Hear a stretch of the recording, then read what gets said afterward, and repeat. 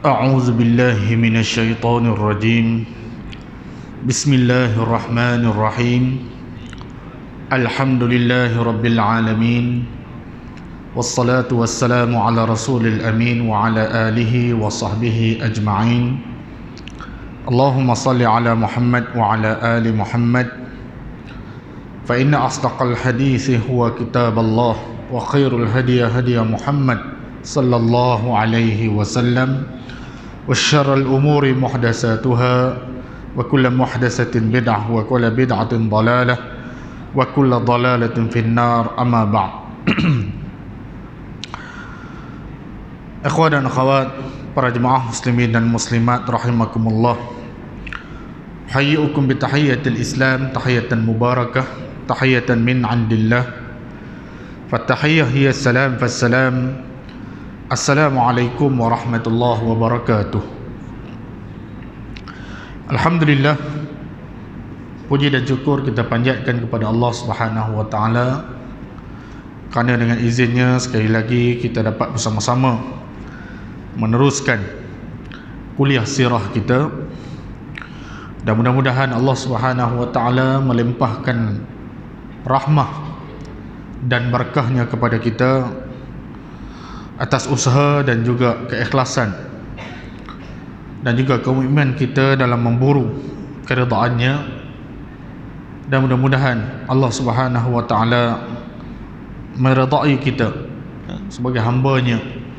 di dunia ini, dan sudah tentunya kita mengharapkan juga Allah meridai kita di akhirat kelak.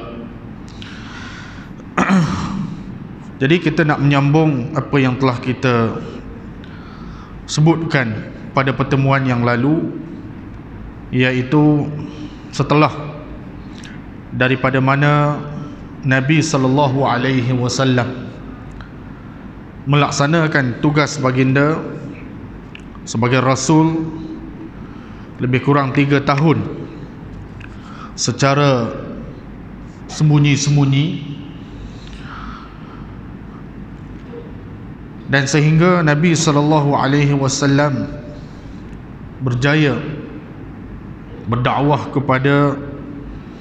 lebih daripada 40 orang, ketika mana Nabi sallallahu alaihi wasallam memulakan dakwah baginda, kaum kerabat baginda yang terdiri daripada isterinya, kenalannya yang rapat, telah pun menyahut seruan dakwah ini, dan sehinggalah terbentuk satu ikatan, satu ukhuwah di antara mereka yang lebih kurang 40 orang tadi, dan bilangan mereka yang menyahut seruan dakwah Nabi sallallahu alaihi wasallam bertambah dari masa ke semasa, sehingga dalam riwayat, salah satu riwayat daripada Ibnu Hisham dalam kitabnya menyatakan sepanjang tempoh Nabi sallallahu alaihi wasallam berdakwah secara senyap itu, keseluruhannya lebih daripada 50 atau 60 orang yang telah beriman dengan Allah Subhanahu wa taala, yang bermula daripada dakwah Nabi sallallahu alaihi wasallam yang kemudiannya dibantu oleh Abu Bakar, dan kemudian dibantu oleh sahabat-sahabat yang lain, sehingga jumlahnya walaupun kita nampak kecil tetapi padan, sesuai dengan metod dan juga cara wasilah Nabi sallallahu alaihi wasallam berdakwah, walaupun secara sembunyi-sembunyi, memakan masa lebih kurang 3 tahun, dan mengumpulkan sebanyak ini, lebih daripada 50 orang ataupun hampir 50-60 orang, maka ini satu kejayaan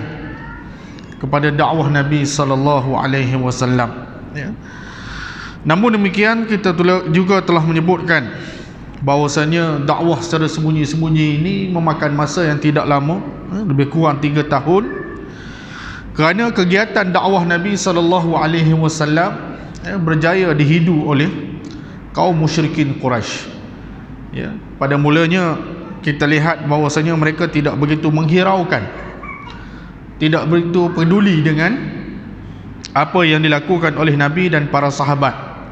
Walaupun mereka sering dilihat